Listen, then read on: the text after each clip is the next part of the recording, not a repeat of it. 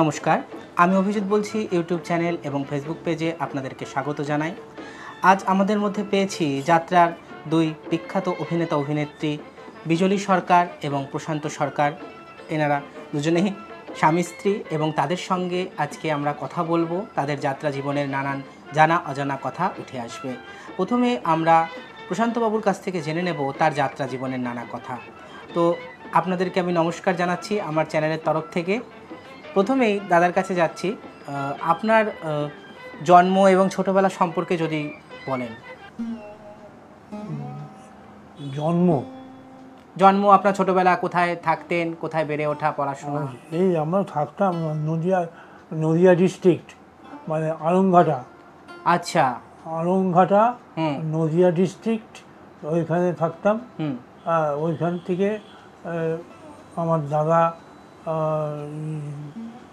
আমার ইয়েতে চাকরি করতো, সেল ট্যাক্সের চাকরি করতো। হ্যাঁ, তা আশা ছিল যে ওই দাদার ওখানে কোনো রকমের কিছু করে একটা কিছু করা যায় কি না।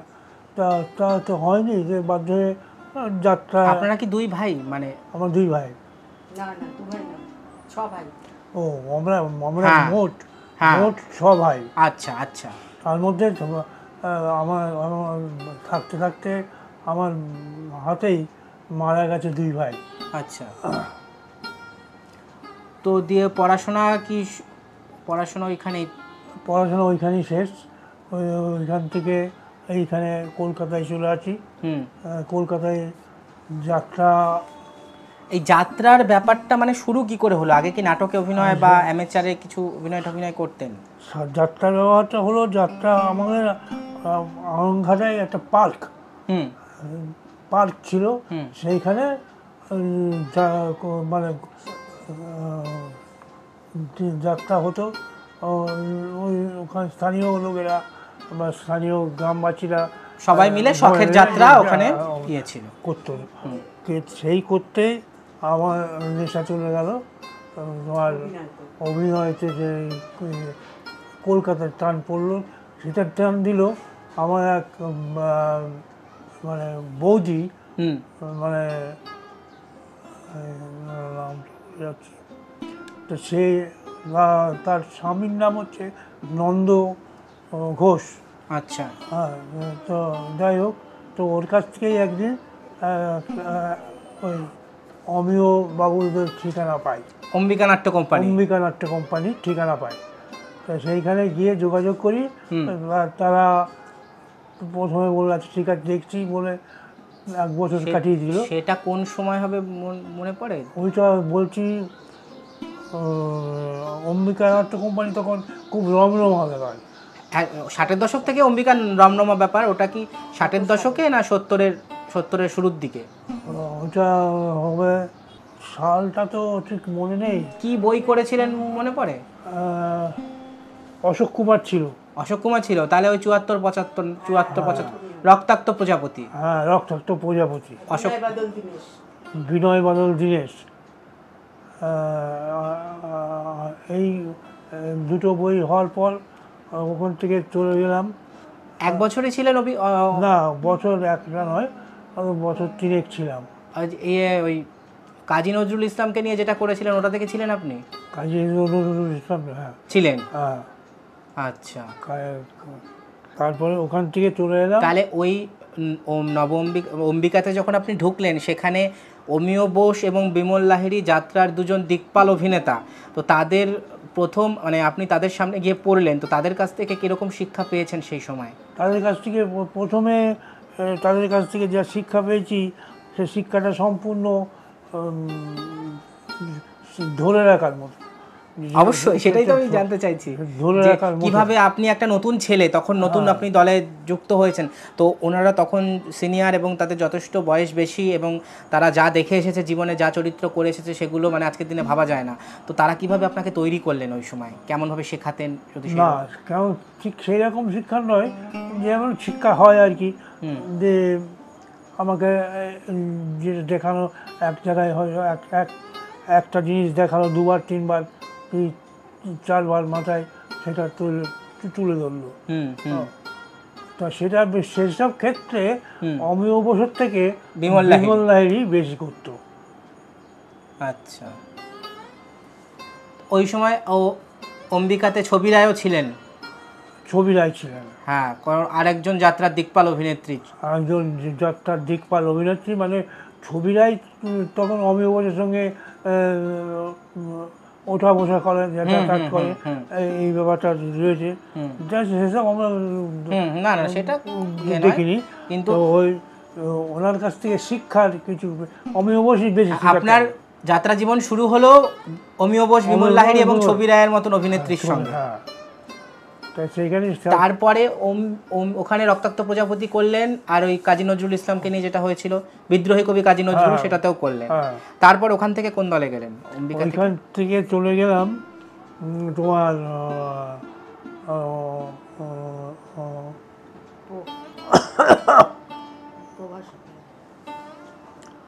না প্রভাস না, প্রভাসের গেলাম ওই দলটা করেছিল ওই ইয়ে তোমার, ওই দলটা করেছিল তোমার নামটা হচ্ছে ওই ইয়ে কাজ করতে করতে মালিক হলো ওই তোমার কি দলটা করেছিল, নাম হয়ে আছে, ও কাজ করতো তোমার ইয়ে ওই তখনকার দিনের পরিচালক, ওই তারপরে ওই পরিচালক থেকেই আস্তে আস্তে মালিক হয়ে গেল। মালিক হলে ওখান থেকে ওই 1 বছর ওখানে কাটালাম। 1 বছর পরে ওইখান থেকে চলে গেলাম অম্বিকা নাট্য কোম্পানি। অগ্রগামী, অগ্রগামী প্রবাসী। হ্যাঁ, তারপরে অম্বিকা নাট্য কোম্পানি, অম্বিকা নাট্য কোম্পানি আর অগ্রগামীর মাঝে আপনি 2 বছর অন্য দলে ছিলেন, তার মধ্যে একটা নিউ প্রভাস অপেরা। না না, নিউ প্রভাস অপেরা তখন ওর ওদেরই বাড়ি, এখন বর্তমান যেটা ইয়ে করেছে ওই বাড়ি। 3 কোটি গুচ্ছাইতের প্রভাস অপেরাতেই কি ছিলেন আপনি? না, 3 কোটি গুচ্ছাইত, হ্যাঁ, তাহলে এটা তো নিউ প্রভাস। না, নিউ প্রভাস ছিল না তখন, প্রভাস অপেরা নাম ছিল, এখন নিউ প্রভাস হয়েছে। আচ্ছা, তারপর অগ্রগামীতে আপনি ঢুকলেন, সেটা কি 1980 থেকে, মীরার বধুয়ার বছর থেকে? হ্যাঁ, ওইখানে প্রভাস অপেরায় 3 বছর ছিলাম। হ্যাঁ, 3 বছর থাকার পর হ্যাঁ, ওই প্রভাস অপেরা ইয়েতে চলে গেলাম অগ্রগামী। মিলছে এবার।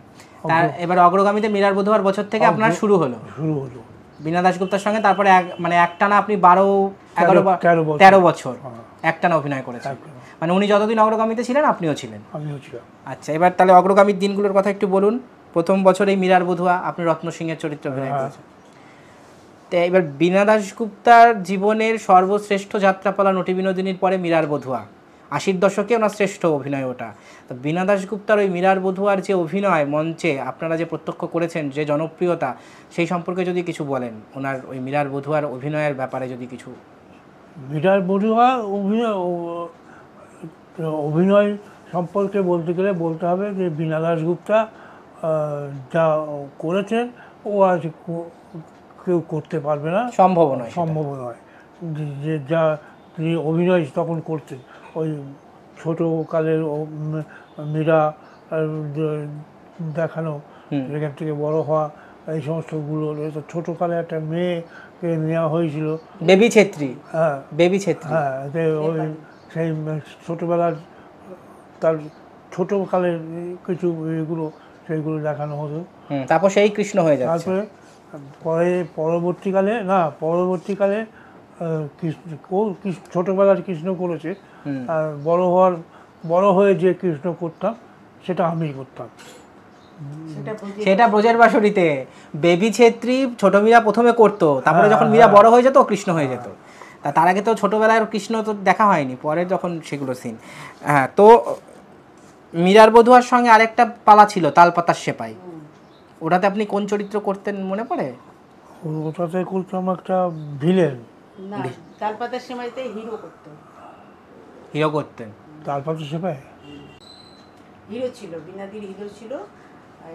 ওই একটা গান একটু 2 লাইন গেয়েছিল, কাঁদি শুধু কাঁদি, এটা বীণাদি করতো, আর 2 লাইন করতো।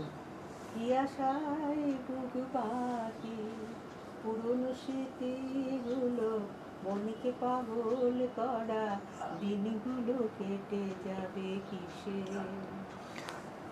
গানটা তারপরে তালপাতার সেপাই এবং মীরার বধূয়া এই দুটো যখন প্রথম বছর করলেন সব কিছুই খুব ভালো চলছিল। 81 সালের জুন মাসে অরুণ দাশগুপ্ত হঠাৎ করে চলে গেলেন। তারপর যে বীণা দাশগুপ্তা যে যখন থেকে দায়িত্ব নিলেন তখন ডিরেক্টর বীণা দাশগুপ্তাকে কিভাবে পেয়েছেন, বীণা দাশগুপ্তা কিভাবে শেখাতো আপনাদের, সেটা যদি একটু বলেন। ও যেমনি যেমন করে শেখায় ঠিক তেমন করেই শেখাতো। না যেমন করে শেখাম সেটা বলছি না, কারণ এতদিন পর্যন্ত অরুণ দাশগুপ্ত বা পুরুষ ডিরেক্টরদের একটা জমানা চলছিল, ওনার আলাদা কি কি দেখেছেন? মানে তার ডিফারেন্সটা হচ্ছে বীণাদি একদম স্টেজে উঠে শেখাতেন, যে এইটাই মানে অভিনয় করে দেখিয়ে দিত প্রত্যেকের চরিত্র। অভিনয় করে দেখিয়ে দিতেন তিনি। তো এইগুলো করাতে অনেকের সুবিধা হয়েছে সেই সমস্ত। আর আমরা সেই সময় আমার বাড়ি তখন ওইখানটায় ওই রিহার্সেল বাড়িতেই, আচ্ছা হ্যাঁ রিহার্সেল বাড়িতেই আমরা থাকতাম।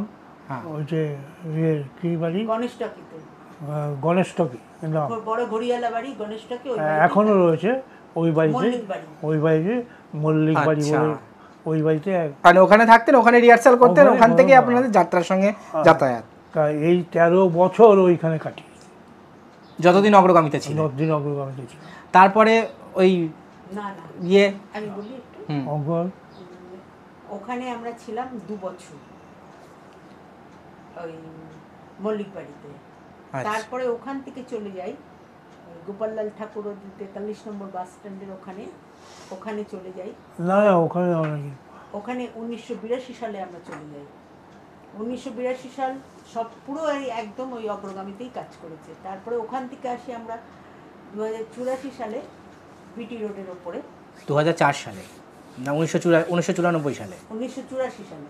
84 সালে আবার চলে এলেন, মানে ওই ঘড়ির ওখান থেকে চলে এলেন? হ্যাঁ, ঘড়ির ওখান থেকে চলে এসে, না 82 সালে চলে এসেছিলাম ঘড়ি বাড়ি থেকে।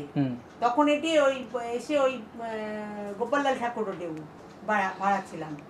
গোপাললাল ঠাকুর রোড থেকে ভাড়া আসি এই 78/1 বিটি রোড, ওইখানে ভাড়া আসলাম 1984 সালে।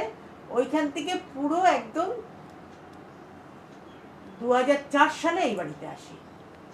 আচ্ছা, তো যেটা বলছিলাম যে মীরার বধূয়া এবং তালপাতা সেপাইয়ের পরের বছর হরে কৃষ্ণ হরে রাম এবং দেবী হওয়ার কথা ছিল। তো অরুণ দাশগুপ্ত মারা যাওয়ার জন্য হরে কৃষ্ণ হরে রাম হলো না, বন্ধ হয়ে গেল, দেবীটা চললো।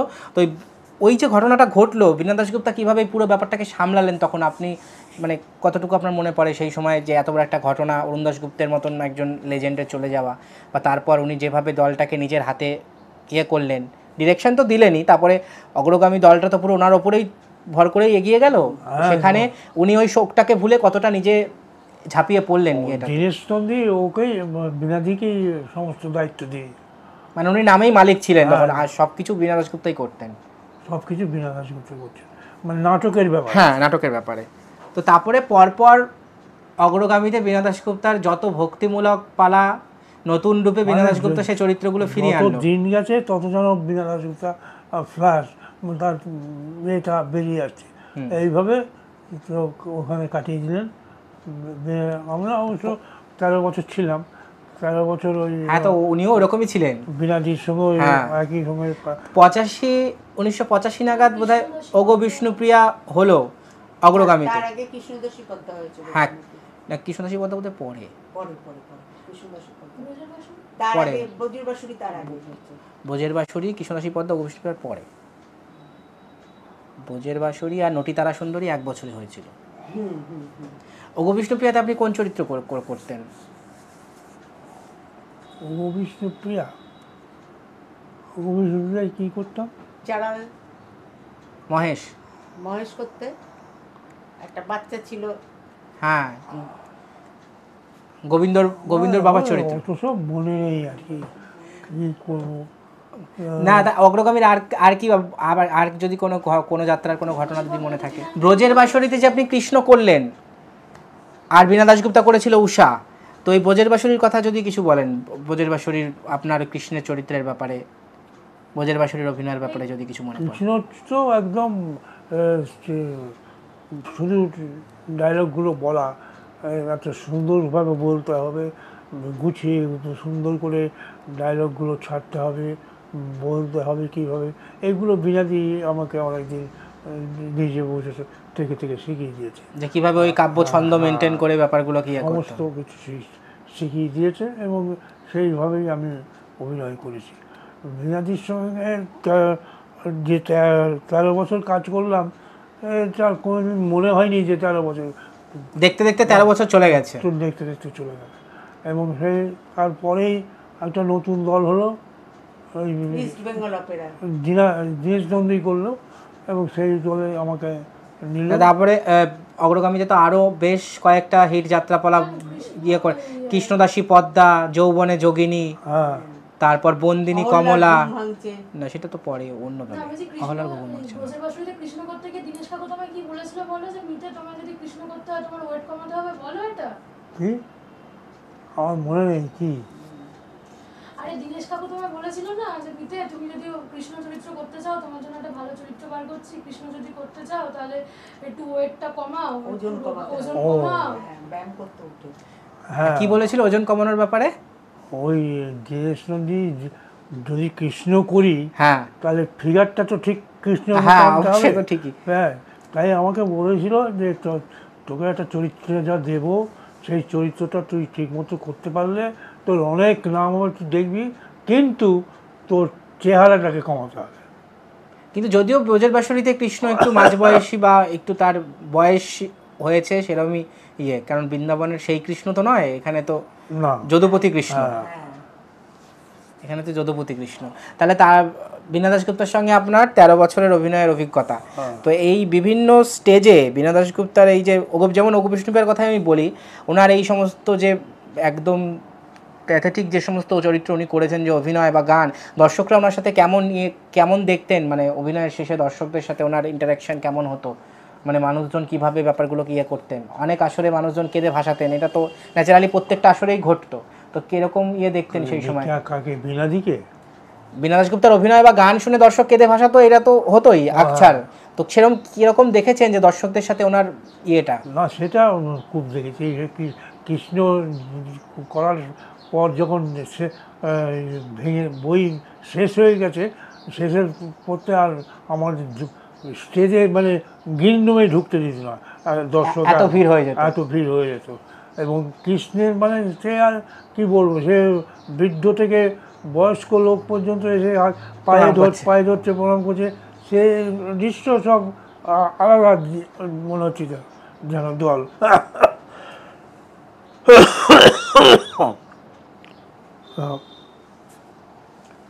সেসব দিন আর আসবে না। হ্যাঁ সে তো ঠিকই, সেসব দিন আর আসবে না। তো তারপর অগ্রগামী ছাড়ার পর ওই ইস্ট বেঙ্গল অপেরাতে গেলেন।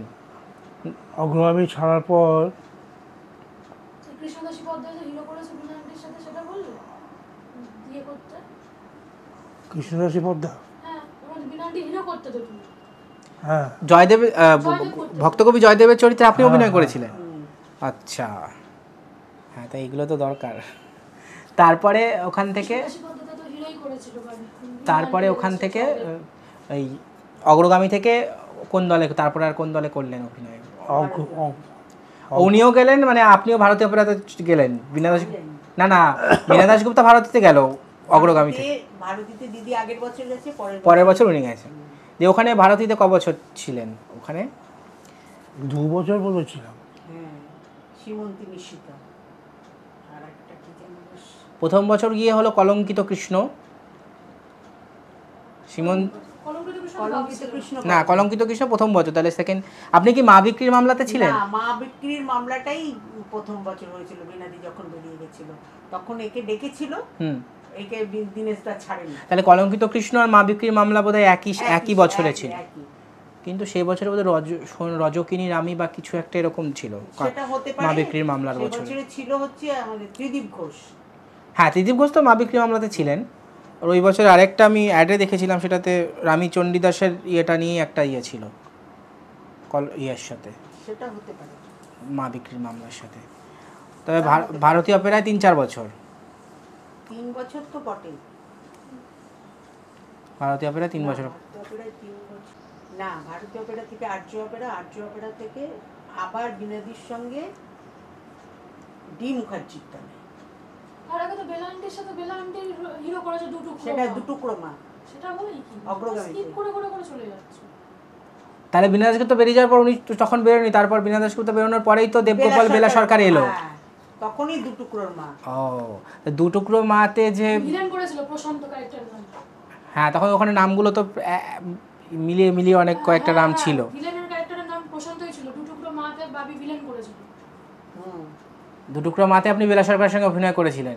তো অভিনেত্রী বেলা সরকারের সম্পর্কে যদি কিছু বলেন, মানে অভিনেত্রী হিসাবে বেলা সরকারকে কিরকম দেখেছেন, কিরকম দাপটের সঙ্গে অভিনয় করতেন উনি? বিরাট দাপটের সঙ্গে অভিনয় করতেন এবং অভিনেতা হিসাবে অভিনয় আমাদের মতো শিল্পীদের ঢালে কাজে আসতেন। ঠিক আছে বলুন, হ্যাঁ, মাঝে মাঝে উঠে দাঁড়িয়ে বলে দিতে এই ডায়লগটা এইভাবে বলো, এইভাবে বলো, নিজেরটা নিজের মতন ইয়ে করে নেন। হ্যাঁ। তারপর ভারতী থেকে আর কোন কোন দলে তারপরে আর অভিনয় করলেন? আর্য অপেরা, আর্য অপেরায়। কংসের কারাগার। আচ্ছা, ওখানে আর কে আপনার সাথে কে কে ছিল সেই ইয়েতে? আপনি ছিলেন কি আর্যতে একই বছরই? এক বছর। আচ্ছা, তারপরে আর বাকি 90 দশকে আর কোন কোন দলে? আর্যর পরে বোধহয় গেছিল ইয়েতে, সেলাম দিল্লির মসনদ। সিরিফারাত বলেছে? সিরিফারাত তো সে প্রভাস অপেরা বলেছে কি? প্রভাস অপেরা বলেছে, শ্রীপরা ওইটা আমি নোট। গণনাট্য অপেরা দিলীপ চ্যাটার্জির দলে। চ্যাটার্জির দলে। দুজনে একসঙ্গে ছিল। আচ্ছা, ঔরঙ্গজেব করতো। তো দিলীপ চ্যাটার্জির সাথে আপনি অভিনয় করেছেন, তাই সেই দিলীপ চ্যাটার্জি দিলীপ চ্যাটার্জির সঙ্গে করেন, দিলীপ চ্যাটার্জির ছেলে করেছিল। তখন কি দিলীপ চ্যাটার্জি মারা গেছে? ও, তাহলে সেটা তো 96 সালের পরে। হ্যাঁ, হ্যাঁ, 95 সালের আগে, কিন্তু 96 নাগাদ উনি মারা গেছেন দিলীপ চ্যাটার্জি। সেটা যেতে পারেন। উনি তো ছেড়ে দিয়েছিলেন সব ছেলের ওপরে। লাস্টের দিকে উনি আর কয়েক বছর করেননি। ছেলের ওপরেই সব দায়িত্ব ছিল। হ্যাঁ, ওই গল্পগুলো বলে না, বিনান্তি যখন প্যান্ডেল ফেল করতো, গান গেয়ে স্টেজে উঠতো, সব দর্শকরা বসে থাকতো, তারপরে প্যান্ডেল লুট হয়ে যাওয়ার সময় কৃষ্ণের চুল ধরে টেনে নিয়ে চলে গেছিল। এসব তো গল্প। হ্যাঁ, ওগুলো তো মানুষ শুনবে, ওরকম দু একটা বলুন। তা ওগুলোই তো ইউটিউবে ওই মনে থাকবে না বাবা, ওগুলো বাবির মনে নেই কিছু। আসলে মীরার বধূয়া এমন শো হতো, আমি বলে দিচ্ছি। মীরার বধূয়া না, মীরার বধূয়ার পরে যতগুলো বই হয়েছে হ্যাঁ, সব মানে দর্শক বিনা দাস করে বলতে পাগল। একেবারে নাটক আরম্ভ হওয়ার আগে অবধি উলুধ্বনি দিয়ে বিনা দাস সব আহ্বান করছে। বিনা দাস গাড়ি তখন ঢোকেনি, গাড়ি তখন অনেক দূরে, গাড়ি আসছে, দর্শক ভর্তি হয়ে গেছে প্যান্ডেলের লোক উঠে কেউ চলে যাচ্ছে, নানা রকম হই হই করা হচ্ছে যে চলবে না, এই চলবে না, বিনা দাশগুপ্তকে আনতে হবে, না আনলে চলবে না। তার মানে বিনা দাশগুপ্তার সিনে সিনে কি উলুধ্বনি পড়তো আসরে? মানে সেই রকম। বিনান্তি যখন ঢুকতো তখন তো গান গেয়ে গেতো। তারপরে বিনাদি ঢুকছে, বিনাদির গাড়ি আসছে, গাড়ি দেখে তখন লোকজন হই হই করছে। হ্যাঁ, ঠিক আছে চল। উনি গাড়ি থামিয়ে, ঠিক আছে আমি এসেছি, কোনো চিন্তা নেই, তোমরা সবাই গিয়ে বসো বাবা, আমি যাচ্ছি। আমি মানে আগে সবাইকে শান্ত করতেন। হ্যাঁ, গাড়ি থামিয়ে দিয়ে সবাইকে। হ্যাঁ, এবার কি যাতায়াতের ব্যাপার, সব সময় তো সঠিক টাইমে সবাই পৌঁছাতে পারেনি। না, তারপরে বলে সব ম্যানেজারদের ওদের মীরার বধূয়ার সময় আপনার শিরাকোলের ওইদিকে একটা জায়গা আছে, ওখানে শো হয়েছে। মানে ওদের তো তখন মীরার বধূয়া 2 কিলোমিটার 2.5 কিলোমিটার অন্তর অন্তর শো চলছে, এত শো নিয়ে। তো ওইখানে একটা প্যান্ডেলে এত লোক হয়েছে, 6-7 জন পদপিষ্ট হয়ে মারা গেছে এই মীরার বধূয়া দেখতে এসে, এত লোক হয়েছিল। প্যান্ডেল তো খুলে দিতই, লোক মানে প্রচুর। আমি তো কালকেই মীরার বধূয়াকে নিয়ে একটা স্টোরি করেছি, তো কোনো প্যান্ডেল বিশৃঙ্খলা ছাড়া যায়নি মীরার বধূয়ার দেখার জন্য। আমি সেটাই বলেছি ভিডিওতে। বিশাল বিশাল ঝড় তখন যেত মীরার বধূয়া দেখার জন্য। আর ওই মীরার বধূয়া স্টেজে কি রিভলভিং কোন একটা ব্যাপার ছিল যে উনি একটা ঘুরতো চাকতির মধ্যে, উনি দাঁড়াতেন যে নাচতেন বা ওই মীরার গান গাওয়ার সময়? ছিল না, ওই স্টেজের ওপরেই উনি ঘুরে করতেন। ওই তুমি শুনো দয়াল যে গানটা করতো, ওই গানটার সময় উনি ঘুরে স্টেজের ওপরটা নিজেই করতেন, ওই যখন কামান দাগছে, মাধব মন্দির ধ্বংসের সময়। হ্যাঁ, মাধব মন্দির ধ্বংসের সময়। আর এখানেও তো মহাজাতি সদনে যতগুলো শো হয়েছে, মানে টিকিট এমনি কাউন্টার থেকে যারা টিকিট বিক্রি করতো তারা টিকিটের বিক্রি হয়ে গেছে, বন্ধ হয়ে গেছে, সিঁড়িতে বসে বসে লোক মীরার বধুয়া দেখেছে মহাজাতি সদনের ভেতরে। সেটাই স্বাভাবিক, পয়সা দিয়ে লোকে ঢুকেছে, পয়সা দিয়ে, যে একটা টিকিট দিন অন্তত। আর এর শো এর সময় এর পর্যন্ত তখন মীরার বধুয়ার গলা ধরা ছিল, এত ধরা ছিল যে মানে 3-4 দিন শো করেছে সেই গলা ধরা অবস্থা। তারপর লাস্টের দিন গলা দিয়ে আওয়াজ বেরোচ্ছে না কিছুতে একদম। আমরা সব পাবলিককে ডেকে অ্যানাউন্স করে, টিভি রেডিওতে, তারপরে ইয়েতে অ্যানাউন্স করে আপনারা টিকিটের টাকা ফেরত নিয়ে যান, নিয়ে বন্ধ করে দিল শোটা। তারপরে আবার হয়েছিল এর গলা ঠিক হয়ে যেতে, তখন দীনেশ নন্দী সঙ্গে করে ডাক্তারের কাছে নিয়ে গেছেন, ওষুধ টষুধ দিয়ে গলা ঠিক হয়ে যেতে 2-3 দিন রেস্ট দিয়ে। কাস্টিং গুলো তো সেরকম ছিল একদম একদম, মানে রত্নসিংহ যা আমি ছবি দেখলাম, আমি তো নিজের চোখে দেখিনি, ছবিটা দেখে আমি বুঝতে পারছি যে সত্যি কি কাস্টিং করেছিল। যাতে এদের যেখানে যেত না, বিনাদি তো পরে যেত, বিনাদি অরুণদা পরে যেতেন, যেখানে গিয়ে দল নামতো বাস থেকে বললো মীরার বধুয়া না, অনেকে বলতো বুড়ির বধুয়া এসছে, মানে এক একটা চেহারা এমন ছিল একদম, প্রত্যেকটা চেহারা একদম সেরকম ছিল।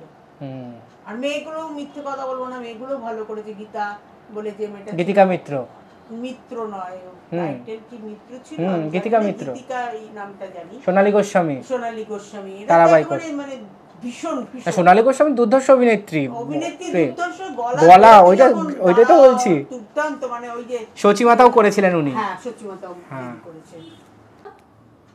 প্রাইভেট ঘটনা হচ্ছে যে মীরার বধুয়া বা কৃষ্ণদাসী পদ্মা এগুলো ওনাকে পার্সোনালি কোনো প্রাইভেট দেয়া ছিল না।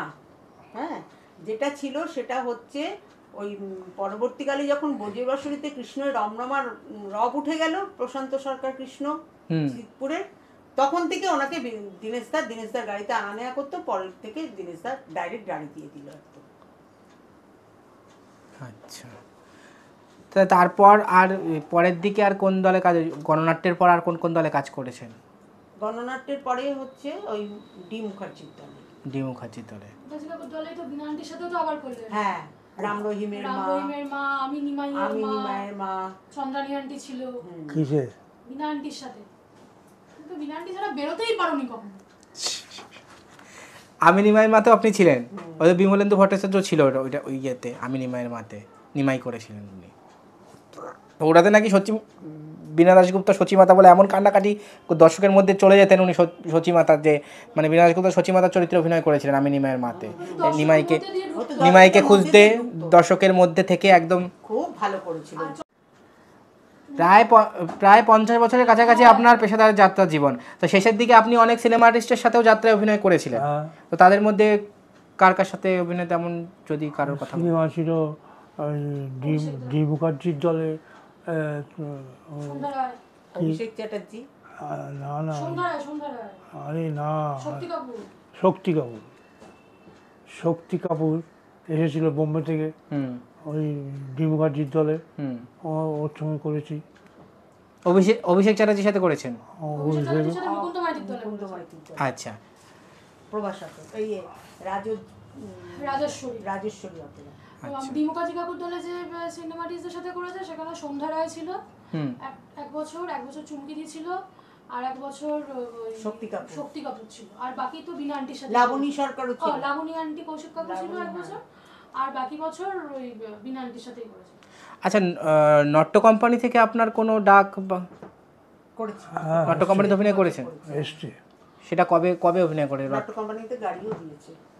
নট্য কোম্পানিতে গাড়ি নিয়ে গেছি 2015-16। মানে শেষের প্রোডাকশন রুতে নট্যতে ছিলেন? হ্যাঁ, 2017-তে করলো তারামাতে, লাস্ট ওই বছর আমি একসাথে করলাম বাবির সাথে। আমি 15-16 2 বছর করেছি। 15-16 2 বছর নট্যতে। আচ্ছা, মানে নট্যের শেষ প্রোডাকশনের শিল্পী আপনি একজন? তাই একদম তাই। হ্যাঁ, ওইটাই পরেই তো, তারপরেই তো নট্য বন্ধ হয়ে গেল। নট্য পরে গেল দুর্গা, আর তারামা অপেরা, একালের দুর্গা, আর হচ্ছে প্রেম যুগে যুগে। হ্যাঁ, ওটা আমার কাছে ইয়েটা দেখতে হবে, আমার কাছে ইয়েটাও আছে। আপনি যে অম্বিকা নাট্য কোম্পানিতে যোগ দিলেন, যাত্রায় প্রথম আপনার আত্মপ্রকাশ, তারপর থেকে এই নাট্য কোম্পানিতে 2015-16 পর্যন্ত এই এত, হ্যাঁ 2017 সাল পর্যন্ত এই এতগুলো বছরের মধ্যে আপনার মায়না কোথা থেকে কোথায় যেতে দেখেছেন? মানে এই যে আপনার পারিশ্রমিকের যে ঊর্ধ্বমুখী ব্যাপারটা, এটা আপনি কতটা মানে তফাৎটা কতটা দেখেছেন মাইনের ক্ষেত্রে, সেই 1974 সাল থেকে একদম আপ টু 2017 সাল পর্যন্ত? আমি অ্যামাউন্ট জিজ্ঞাসা করছি না, আপনার মায়নাটা কতটা ইনক্রিজ হয়েছে সে ব্যাপারে যদি কিছু বলেন। মাইনে কিছু তো বেড়েছে, আবার কমে গেছে। যেমন ডি মুখার্জির দলে মাইনে ছিল, কিন্তু সেই অগ্রগামীতে যা পেতাম বা অগ্রগামী ছাড়ার পর ভারতীয় অপেরা এরকম কিন্তু এইগুলোতে যা পেতাম সেই তুলনায় কম। তাহলে আপনার যাত্রা জীবনের সব থেকে প্রাইম টাইম ওই অগ্রগামীর 13 বছর। হ্যাঁ, মানে ওইটাই আপনার একদম মানে যাত্রার ক্ষেত্রে মানে স্বর্ণযুগ আপনার বলা যেতে পারে। আমার তো 2017 সালে লাস্ট আপনি পেশাদার যাত্রা ছেড়ে দিলেন। আপনাদের বিয়ে কবে হলো? মানে দুজনের বিয়ে কবে? 80 সালে, মানে অগ্রগামীতে থাকাকালীন সময়ে? না, আমি ছিলাম। আপনি ছিলেন না, আপনি পরে এলেন। ওই প্রভাস অপেরায় থাকার সময়। প্রভাস অপেরায় আমি ওকে চিনতাম না, এও আমায় চিনত না। যখন সিঁড়ি ফরহাদ হলো ওই? হ্যাঁ, যখন সিঁড়ি ফরহাদ হলো, সিঁড়ি ফরহাদের বছরেই বিয়ে হয়েছে। আচ্ছা, 18 ফেব্রুয়ারি 80 সালে। আচ্ছা, তো তাহলে দীর্ঘ একটা 50 বছরই আপনি যাত্রার সঙ্গে যুক্ত ছিলেন। তাহলে সম্মান বা পুরস্কারের ক্ষেত্রে কি মানে সেই ব্যাপারে যদি কিছু বলেন? পুরস্কার, ও হ্যাঁ, না হ্যাঁ ঠিক মনে করেছি, বিশ্ববঙ্গ সম্মেলনে বীণা দাশগুপ্তার সাথে আপনি গেছিলেন যাত্রা করতে, নটি বিনোদিনী করতে। তো সেই বিদেশে যাত্রা করার ঘটনাটা বলুন। বিদেশে যাত্রা করছেন আপনার, মানে এটা একটা কত বড় প্রাপ্তি, হ্যাঁ কত বড় প্রাপ্তি, সেই ব্যাপারে যদি কিছু বলেন। আমরা 2000 সালে যাত্রা করে এলে, সেটা বলো। কত 2000 মিলেনিয়াল উৎসব। হ্যাঁ গেছিলাম তো। মানে আমাদের যাত্রার ঠিক যেভাবে বই হতো সেভাবে এডিট করে ছোট করা হয়েছে, ছোট করা হয়েছে। হ্যাঁ, এবং সেইভাবেই দর্শকদের বলানো হতো, দেখানো হতো, দর্শকরা সেইভাবেই দেখেছে। দর্শক তো বাঙালি, বেশি বাঙালি রয়েছে দর্শকরা, সেই হিসেবে যা বীণাদি ঠিক যেভাবে বলতো আর কি, ছাত্রদের মানে অন্য শিল্পী যারা ছিল সেসব শিল্পীদের যেভাবে বলেছে সেইভাবেই করেছে। তো ওইখানে আপনি কোন চরিত্র করতেন নটি বিনোদিনীতে? নটি বিনোদিনীতে রসরাজ, বলো। রসরাজ অমৃতলাল বোস। রসরাজ না, কি রসরাজ ভুলে যাচ্ছে। রসরাজ অমৃতলাল বোস। অমৃতলাল বোস, হ্যাঁ রসরাজ অমৃতলাল বোস। আর ওই সময় আর কারা কারা গেছিলেন মানে ওই গ্রুপের সাথে? আর কোন আর্টিস্ট? আর মাস্টার নন্দ গেছিল, আর আর্টিস্টের ভেতরে বীণাদির ছেলের বউ গেছিল,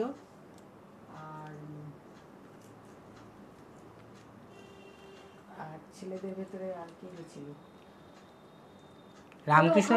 রামকৃষ্ণ কে করেছিলেন ওখানে? রামকৃষ্ণ করেছিল, এই যে ভুলে যাচ্ছি নামটা। তোমার যে ওখানে একটা হোটেলে তোমার ছবিটা আছে, সেটা বলেছো, সেটা তো বলো। ওই যে হোটেলটাই ছিল, ওই হোটেলেই ডিজনিল্যান্ডে বিশাল বড় একটা ছবি ওরা করে রেখে দিয়েছে অমৃতলালের। আচ্ছা, মানে তাদের এত ভালো লেগেছে চরিত্র। সত্যি এটাও তো একটা কত বড় প্রাপ্তি। এত 7 সমুদ্র 13 নদী পেরিয়ে সেখানে আপনার সেই হোটেলে ওই ছবি রয়েছে। আচ্ছা, ওই চরিত্রেই ছবি রয়েছে। বাহ, খুব সুন্দর। আর আপনি শান্তিগোপাল তপন কুমার পুরস্কার পেয়েছেন এই 2023 সালে। আচ্ছা, কি পেয়েছে? তুমি শান্তিগোপাল পুরস্কার পেলে না? ও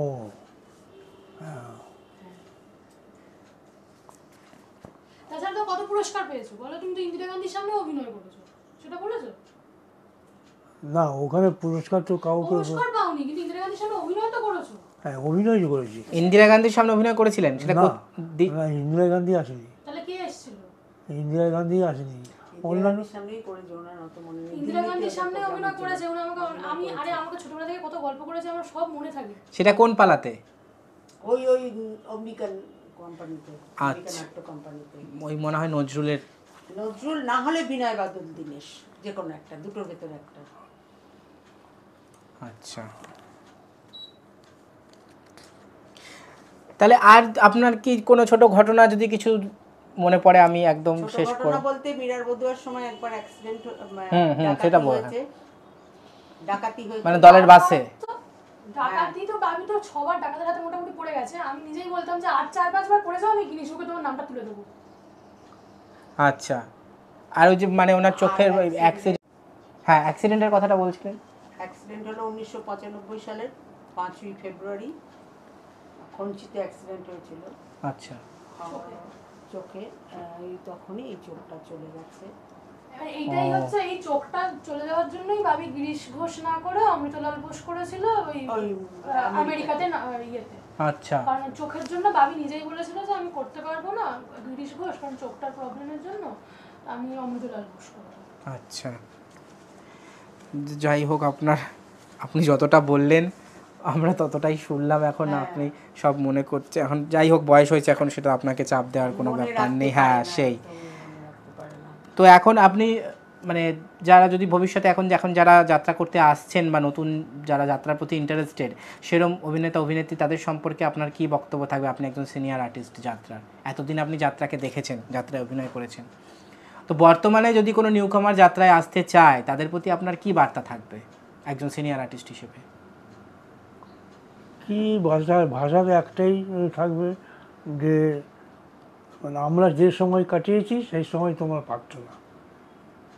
হ্যাঁ সেটা তো অবশ্যই, সেই সময় পাবে না, ঠিক, সেটা ঠিকই, কিন্তু তার আর কিছু আর যাত্রাকে ভালোবাসতে বলো, যাত্রার পাশে থাকতে বলো। আমিও তো যাত্রা করছি। আর এমনি ভালোবেসে যখন আছো তখন থাকো, দেখো কি হয়। আচ্ছা, আর তুমি লাস্ট ইয়ারের গল্পটা বললে যে স্টেজে কি করেছে, পাট ভুলে গিয়ে, সেটা আমি বলি। ভুলে গেছিল কবে? ওই নট্টতে এই তারা মাপেরাতে? তারা মাপেরাতে তখন বাবি, মানে তার আগেই বাবির একবার ওই ব্রেন স্ট্রোক হয়ে গেছে আর কি বেসিক্যালি। হ্যাঁ, তো তখন ওই সব ভুলে যাচ্ছে। তারামা বলতে এটা কি উৎপল চ্যাটার্জি তারামা? উৎপল চ্যাটার্জির সাথে। তো ওই সেই বছরে আমিও বাবির সাথে, বাবা খাপা স্বামী সোহাগের সিঁদুর, আমি বাবির সাথে এক বছর একসাথে অভিনয় করছিলাম ওই দলে। তো এই একটা সিনে সাবেক বাবা খাপাতেই যেটা হয়েছিল যে একটা সিনে উঠেছে, উঠার পর সেই দিনকেই আবার সংবর্ধনাও দেওয়া হয়েছিল বাবাকে। আচ্ছা, মানে ওই দলের ওখান থেকে সংবর্ধনা দিয়েছিল, তো যারা গাড়ির শিল্পী তাদেরকে দিয়েছিল, তো বাবাও ছিল, বাবাকেও দিয়েছিল। আমি একটা কবিতাও বলেছিল, তো সেখানে আবার সব দর্শকরা হাততালিও দিয়েছিল প্রচুর, এবং সবাই বাবিকে বলেছিল আপনার মীরার বধুয়া, ব্রজের বাঁশুরি, তারপরে আর যা যাত্রা আর কি, কৃষ্ণদাস শিবতার যে যাত্রা আর কি বাবি করেছে হিটে, তো সেগুলো দেখেছে ওরা, ওই জন্য বাবিকে ভালোবাসা। তো সেই দিনকেই যাত্রায় যেটা হয়েছে, স্টেজের মধ্যে ডায়লগ ভুলে গেছে। বাবি তখনই আর কি মেমোরি লস হয়েছিল, আস্তে আস্তে বাবি সব ভুলে যাচ্ছিল তখন। মানে ওইটা না হলে হয়তো আরো 2-1 বছর করতে পারতেন, উনি যাত্রা করতে পারতেন, একদমই তাই। তো করতে করতে হঠাৎ স্টেজের মধ্যে ভুলে গেছে, ভুলে যাওয়ার পরে স্টেজের মধ্যে বলেই ফেললো ডায়লগ যে আমি আর কিছু মনে করতে পারছি না, কিছু বলতে পারছি না, আমার যা বলার বলা হয়ে গেছে, আমি এখন চললাম। এটা মানে ইনস্ট্যান্ট বাবা বললো, বলার পর আমি দর্শকদের, মানে আমি সেই সিনে বাবার সাথে সেই সিনে উপস্থিত, মানে আমি উৎপলদা বাবি সবাই সেই সিনটায় দাঁড়িয়েই আছি, মানে বাবার সাথেই আমার সেই সিনটা ছিল। তো আমি জাস্ট দর্শকদের রিয়াকশন দেখার জন্য অপেক্ষা করছিলাম, দর্শকরা কি রিয়াকশন দেবে। তো দর্শকদের রিয়াকশন দেখলাম, দর্শকরা হাততালি দিল। মানে একজন পুরনো আর্টিস্ট, মানে ওখানে বাবিকে যখন প্রথমবার সম্বোধন, না এটা তো ঠিকই যে একদম সম্মানজনকভাবেই তাকে দর্শকরা বিদায় জানাচ্ছে, যে তারা কোনো অপ্রীতিকর পরিস্থিতি সৃষ্টি করেনি, সেটাই। এবং ওইখানেই মানে ওই দিনকেই বাবি প্রথমে একটা কবিতা বলেছিল যখন সম্বোধনা দিচ্ছিল, যে কি একটা বললো, রাত্রি শেষে দিন শেষে রাত্রি প্রহর আমার বিদায় বেলা, এরকম একটা টাইপের কিছু একটা কবিতা, মানে কবিতার মধ্যে দিয়ে নিজের জার্নিটা এবং বিদায়টা নিল। হ্যাঁ, এবং লাস্টে ওই যখন বললো, তো দর্শকরা দেখলাম মানে বাবিকে অ্যাপ্রিশিয়েটই করলো, যে হ্যাঁ ঠিক আছে, উনি বয়স্ক এবং Accept করেছে। এত ভালো অবশ্যই, অবশ্যই সেইটা। একসময় দিয়ে গেছেন, করেছেন। হ্যাঁ। তো সেক্ষেত্রে ওনাকে এবারে একটা মানুষ চিরদিন একভাবে পারফর্ম করে যাবে সেটা তো ইয়ে নয়। এটা হচ্ছে কি লাস্ট আমার দেখা বাবির সাথে, এটা আমার হয়তো জীবনের সেরা ঘটনা। আমি যত বছর করবো বা এখন করছি, তো এটা আমার বাবার সাথে স্টেজ শেয়ার, এবং ওটা আমার জীবনের সেরা ঘটনা যে পুরনো শিল্পীকে দর্শকরা কিভাবে সম্মান দেয়। সেটাই, সেখানে সেই দর্শকরাও সেই রকমই ছিল। একদমই তাই। তো যাই হোক, আপনার অনেক কথা শুনলাম, যেটুকু আপনি মনে করে বললেন এর জন্য আপনাকে অনেক ধন্যবাদ জানাই। ঠিক আছে, আপনি সুস্থ থাকুন, নিরোগ থাকুন, ভালোভাবে থাকবেন। ঠিক আছে, তো আজকের মতন আমরা এখানেই শেষ করছি। আচ্ছা, নমস্কার। নমস্কার করো। নমস্কার।